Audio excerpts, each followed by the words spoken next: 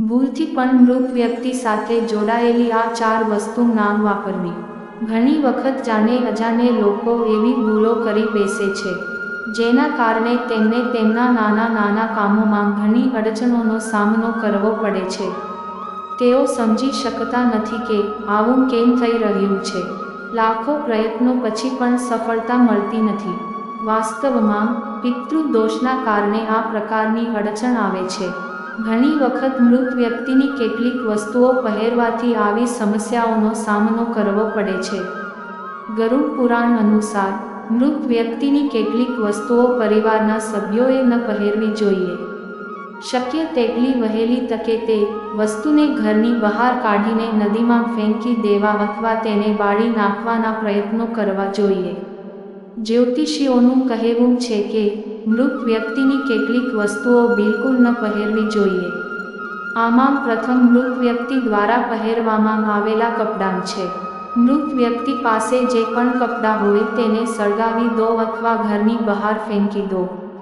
આ સિવાય તેના દ્વારા પહેરવામાં આવતા બૂટ, ચપ્પલ, ઘડિયાળ અથવા કોઈ પણ પ્રકારની એસેસરીઝનો ઉપયોગ ન કરવો જોઈએ. સૌથી મહત્વની વાત એ છે કે મૃત પુરુષ અથવા સ્ત્રીના ઘરેણાં ભલે તે સોનાના બનેલા હોય તેનો ઉપયોગ બિલકુલ ન કરવો જોઈએ.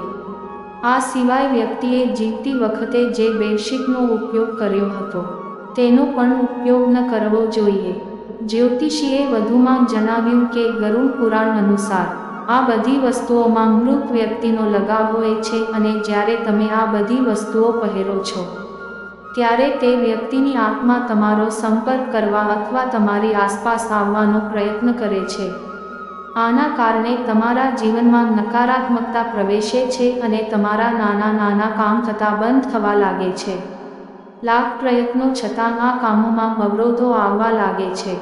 જો કોઈ મૃત વ્યક્તિ પાસે સોનાના દાગીના હોય અને તે કિંમતી હોય તેમજ જો તમારે તેનો ઉપયોગ કરવો હોય તો પહેલાં તેને પીગાળી તેને નવો આકાર આપો. એટલે કે જો તે સોનાની ચેઇન છે તો તમે તેને બ્રેસલેટમાં બદલી શકો છો. આનાથી ભૂતપ્રેતનો પ્રભાવ ઘણી હદ સુધી ઓછો થશે. સાથે જ જો કોઈ બાકીની વસ્તુઓ રહે છે તો તેને 24 કલાકની અંદર ઘરની બહાર અથવા નદીમાં ફેંકી દેવી જોઈએ. ભૂલથી પણ તેનો ઉપયોગ કરશો નહીં. આ લેખમાં આપવામાં આવેલી માહિતી અને સૂચનો સામાન્ય જાણકારી તથા ધાર્મિક માન્યતાઓ પર આધારિત છે જે જ્યોતિષી દ્વારા આપવામાં આવી છે.